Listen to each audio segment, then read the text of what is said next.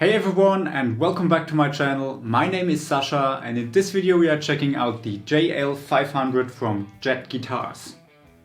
So Jet Guitars are still pretty new on the market for budget-friendly guitars. So as the name JL-500 says, this is from their 500 line and I think this is their first single cut model. They usually have made more S and T type guitars in the past. So let's go through the specs. We have a mahogany body with a beautiful gold top here and we have a cream binding all around. The back also looks beautiful. I think we have a 3-piece body here, but who really cares about that? Then we also have a mahogany neck with a modern C shape, which is really comfortable to play.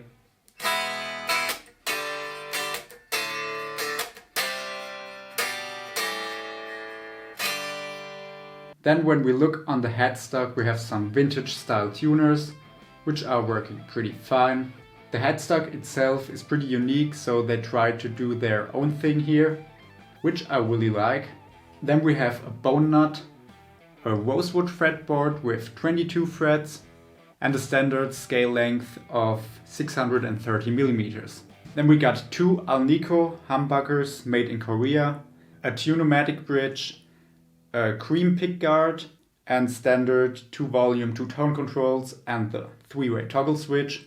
The weight of this guitar is 3.5 kilograms, so it's pretty light for a Les Paul type guitar.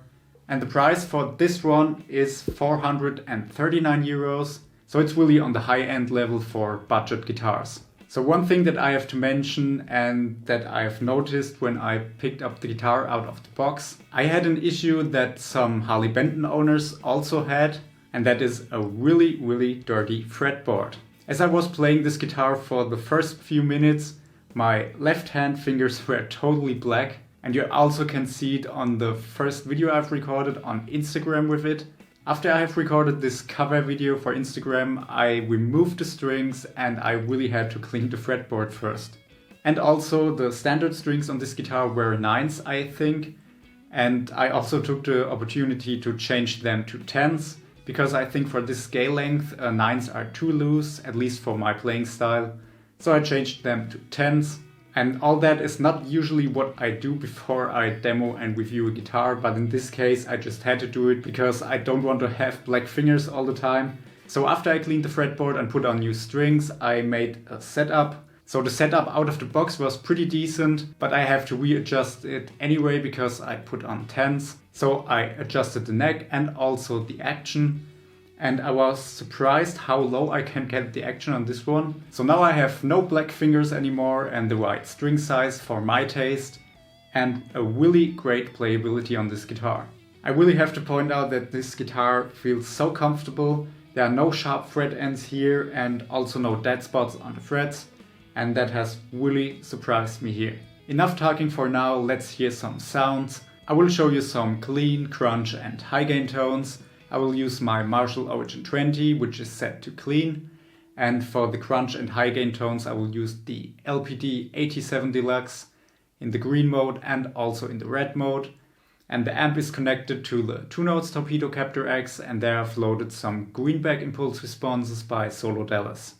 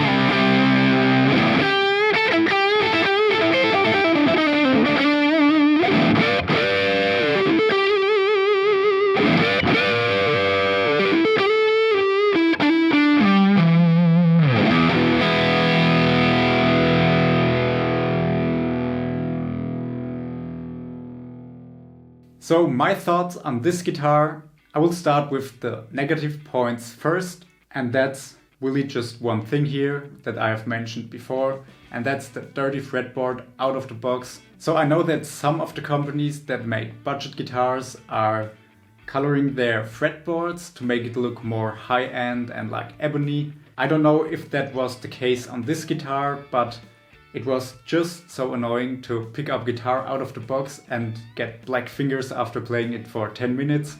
But that's really the only thing that I didn't like on this guitar. Now we come to the positive things. So this guitar looks great, it sounds great, and it also has an amazing playability after I've changed the strings. I really like the headstock design on this one, it's pretty unique. The neck feels so comfortable and it's really easy to play on this guitar, especially when you can set the action very low like this. Also the pickups are pretty nice, especially on the crunch and high gain tones, and when you roll back the volume. They're really dynamic and juicy, and it was just a lot of fun to play with it. The overall build quality is really good.